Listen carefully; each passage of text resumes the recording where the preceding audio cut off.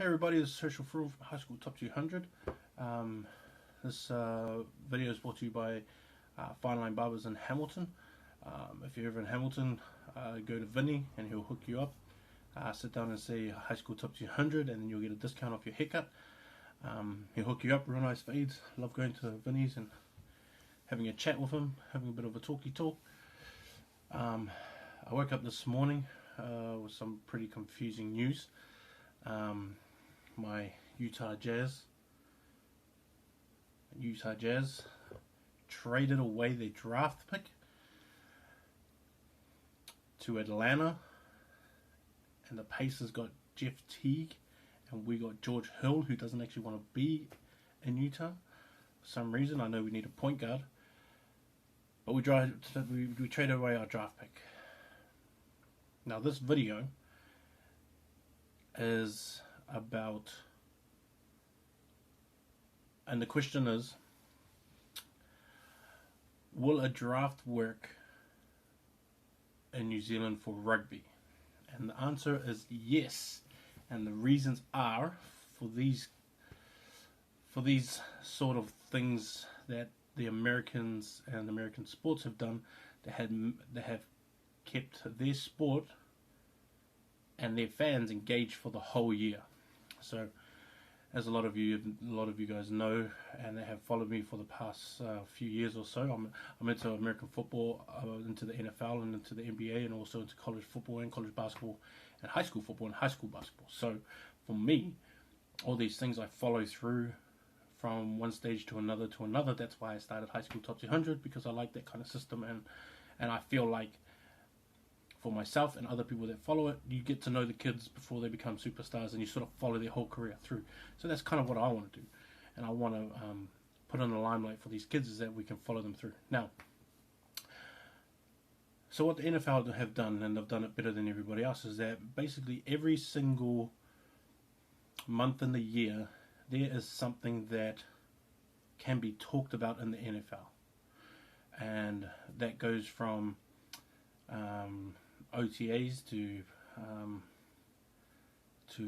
spring training, and then to preseason training, then to preseason games, then to the season, to the Super Bowl, onto the end of the Super Bowl, into the combine, into the draft, and then so on and so on. It just keeps rotating.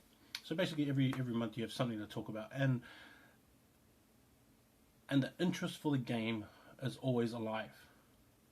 Now this is where I think, and basketball is doing the same, and the NBA is doing the same, which is great. And this is where I think the NRL messed up. So NRL had a good platform where they had young guys coming through in the under-20s, and then they go through to the NRL team. My thing is that I thought that as an under-20s competition, even though you have the kids in your system, they should have had a system where you had a draft right after you turn, that you can no longer play for under 20. So all those kids who are too old go into a draft, and then you can draft players. People are going to talk about, yeah, but you put in money for these players and then you're wasting money. The same thing applies, is that you may have a good player that year, but at the same time you may get a better player in a better position that you need through the draft. So like you all kind of get it back anyway. That's how I saw it anyway. And I thought that if everybody in the NRL had a draft, and you had like 6 rounds or something where you could draft different players, and then so like it gained more attention and gave the off season a space where you could still talk about rugby league, because I like to talk about sports all year long, and I like to talk about rugby and football and basketball all year round with college and high school and all that kind of stuff. And so, but here in New Zealand and in Australia, when rugby season finishes, it finishes. You don't talk about it, and you don't even see it in the news or anything, and then looking for newspapers is a waste of time and all that kind of stuff. So, for me, this is where I think that it will work.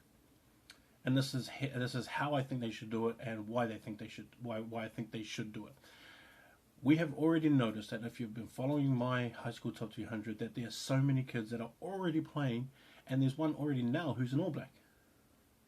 So all these kids that are going through younger, they're getting better younger, and the gap between first 15 has already caught up and kind of surpassed club rugby level. So some of these players are going straight from first 15, straight into the senior sides, or straight into the ITM Cup, which is now the Mitre 10 Cup.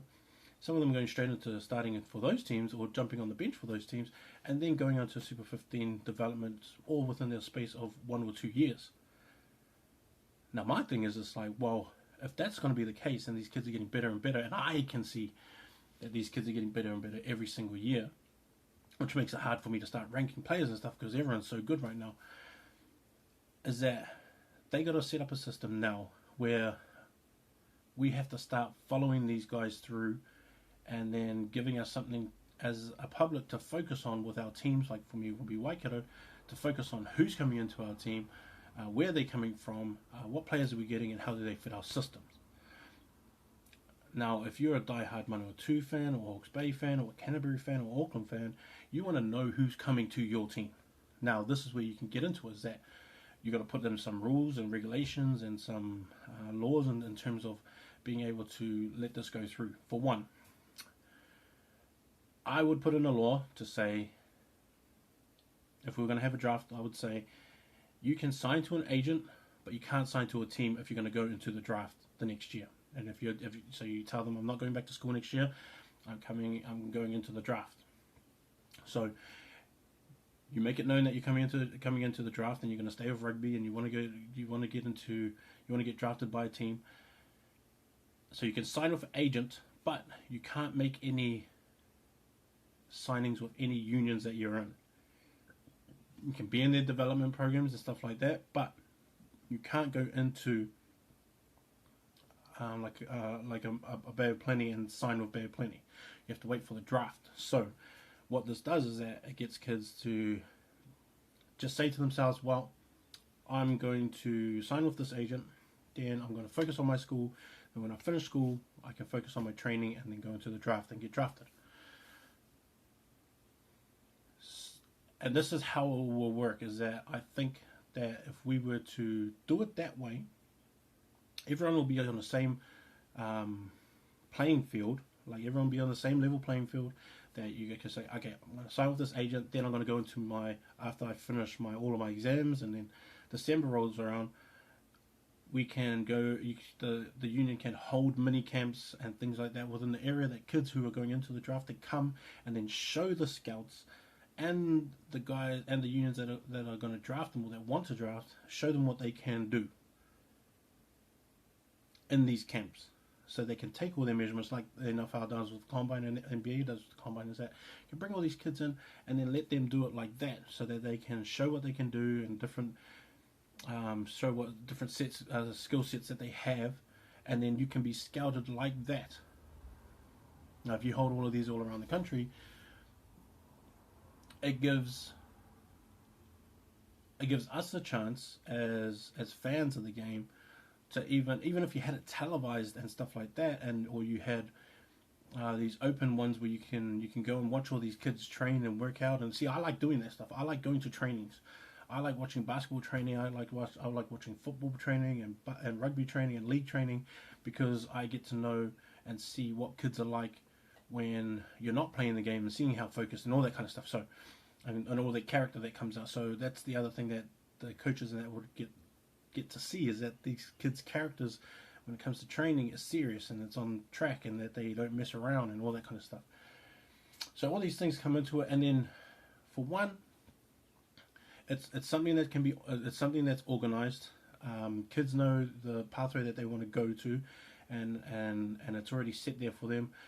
They don't have to make the decision in school, because they know that when they leave school, all they have to say is like, yes, I want to get drafted, no, I don't.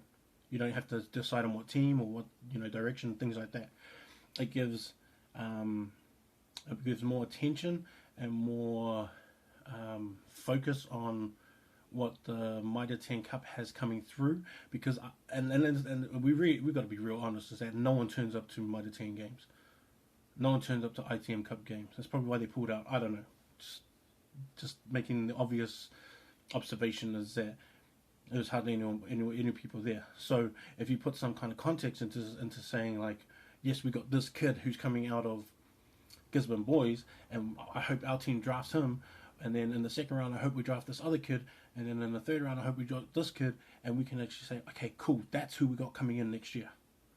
How are they going to help our team? What do they have that we saw in the combines that they can offer to our union, and then onto our Super 15, things like that. And so that's the other thing, is that like at least we can get the media there to actually cover different stories and give them different kind of different content to write about and different things like that. You can, and then when all of that is finished, like come January, February, and then even when the Super 15 starts up, or before the Super 15 starts up, you can have a draft between New Year's and that time. What that does is says that if we have it in that time period, you can say, well, we're going to draft these kids, put them into our rugby unions, and then in those rugby unions, they also get selected for development for Super 15, or Super 18, or Super Rugby, or whatever they call it. And then they can also have the Super Rugby franchises also have the pick of, okay, we've got all these players now we can choose from, because that also helps out them as a region. Now all these unions, they have the choice. They don't give that choice to the franchises because they all stand alone.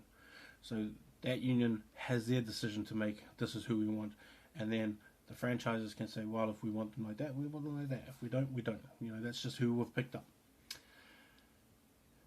The main thing for me is that at least these kids have a direction on where they want to go, or where they're going to after they finish school. They don't have to make a decision on what team.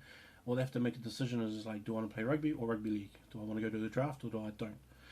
The other thing is, it's like, if you go into the draft, that's something that can be televised and be picked up by sponsors, and that can be an event. It has to be an event. It has to be shown so that us as the public know that this is what the kid looks like. This is the profile that they showed on TV and all that kind of stuff, and this is what he did, and this is how he's going to help our team, and he's going to join up with this guy, and then you can get some excitement about what you're bringing. Then you can start following them. You can start following them through their career, and then you can say, okay, he's going to be playing for this club. He's going to be playing for, like, he's going to be playing for Hotapu here, or he's going to be at university, or whatever. At least you can follow him through and then say, okay, he's going through there. Then you can also follow him through under 20s as well. So like, there's a lot of stuff that can go into this where it will help bring more content to our media, more attention to our game. It gives us as fans something to look at. It gives kids the opportunity and to show what they can do and who they are, and what they can bring to a team, and it gives and it creates a lot of excitement and a backstory to who these players are and where they have come from. And then also it gives the media something else to write about. I can't stand the media when rugby is finished and I don't hear anything about rugby. Nothing at all. I can't stand it. Like, I'm sure there's something to talk about. It's got to be. Now, if we have this within those breaks, then at least that starts getting people to think, well, we got this young kid and he can go with this guy, and then they can make some kind of combination. We got this to look forward to, and then when we hope we can track him through Waikato and then get into the Chiefs, or Bay of Plenty, then get into the Chiefs, or Taranaki, then get into the Chiefs, like things like that. And you can track them all. When you say, well, you can also look at it like Bay of Plenty have drafted this kid, and then Taranaki has drafted this kid. And we hope that those two actually come together and become Chiefs. So that you have that kind of story and have that kind of connection that it's just like, okay, even though these guys are separate unions as rugby, they can also be joined soon. Now, I believe that this can happen. I do. I really do. If you get an event manager, an event planner, and get New Zealand Rugby, sit down and find sponsorships and find all that kind of stuff and time, and then it gives a lot of stuff for recruiters and scouts to do as well. It's like start scouting kids doing proper things on kids and evaluations on not just kids within the area, but they can broaden themselves now. Like it gives all our players a lot of attention as well. That's where my thing comes into it too. Is that these kids also get the platform to show that look at me, I've got some talent, and I want it to work, and I can work it for you, and I can add value to your team if you just pick me. Things like that. I believe this can work. I wish I could have some kind of say and sit down with the right people and say, now let's get this done. Let's get this rolling. Let's put this into moves, because the NRL missed out, and I thought that was pretty stupid that they missed out on that and they cut it all together. The Mitre 10 Cup have got to use first 15 rugby now and the under 20 so we can start tracking players and give our fans and the game of rugby in New Zealand some content, some context, and excitement, even when rugby is not being played. Give us something to talk about. I believe this will work, and it will work. And if you want to get with me and let's get this done, NZR, if you're listening, if you're going to watch this, hit me up, sit down, we'll chop it up, work something out. We can get it done. We can get it done for these kids. It'll be exciting, I promise. I'm looking forward to the draft tomorrow, and I'm looking forward to seeing Joey Bosa come out for the Chargers. I'm so happy about that because the Chargers need some defense. I hope we pick up it for the Jazz somebody else in the second round, because I think we got picking late in the second round. But we've got to organise a team, get another point guard, trade George Hill because he doesn't want to be there, get another point guard, get somebody else in there who can run the scene when Dante Exum is out. And Trey Burke is not a point guard, and he's more of a shooting guard. And yeah, hope you like my video. Follow me on all the other media sites, HS Top 200 on all of them basically. So HS Top 200 at HS Top 200 and Facebook, and subscribe to my page and share this around with everybody. They got to know about this. Let's give our kids a platform. Let's make some dreams come true. Peace.